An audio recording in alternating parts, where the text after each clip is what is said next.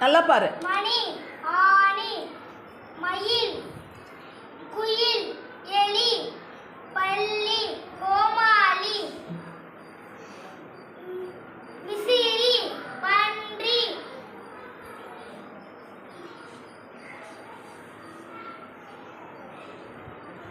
எழுத்து சொல்லு. சி, சிட்டு, சிட்டு. மின்மினி, நிலா, கிண்ணம், இஞ்சி, கஞ்சி,